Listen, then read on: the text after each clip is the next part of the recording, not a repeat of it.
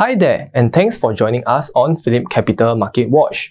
I'm Chow Han, investment consultant from Phillip Investor Center. 2020 seems to be off to a healthy start with the signing of the Phase 1 deal between US and China. Today, we'll be taking a look at the trade war situation between US and China and understand its impact on us.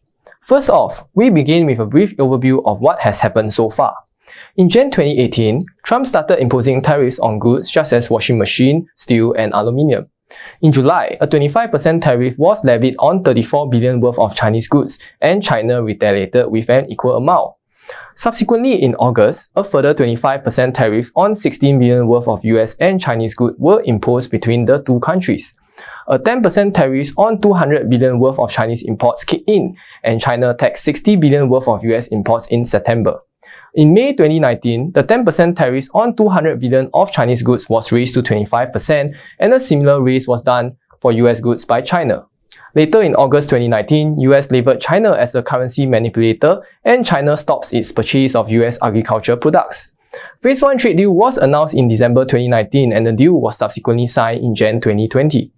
The Phase 1 trade deal between US and China is a small step towards de-escalating the trade war.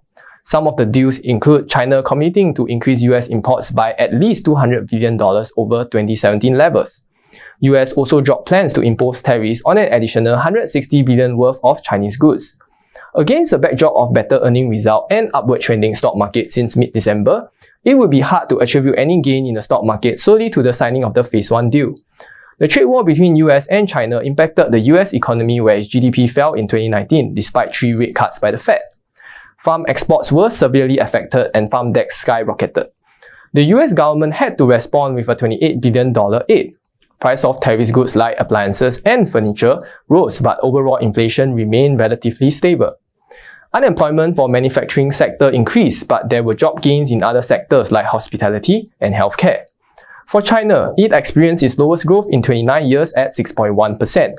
An estimated 5 million jobs were lost in 2019, with about 1.5 million attributed to the tariffs. China's manufacturing industry also faced some decline. For Singapore, due to numerous global headwinds, its GDP in 2019 grew by only 0.7% as compared to 3.1% in 2018. Non-oil domestic export fell by about 10% in 2019. Investment and R&D also declined due to uncertainty in the global market.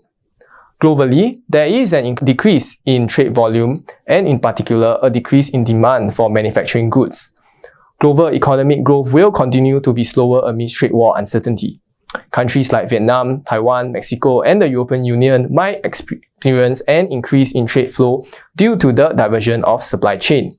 In the short term, the Phase 1 deal represents a ceasefire between US and China and will definitely relieve some pressure on the global economy. In the longer term, any agreement between US and China will be a multi-step process. As long as there are restrictions to free trade, the global economy will definitely be affected. That's all for PhillipCapital's Market Watch. Do remember to like and follow us on social media and subscribe to us on YouTube. Also, tell us what you think. Will US and China find a resolution to the trade war in 2020? Leave your comments. Thanks for joining us and see you soon.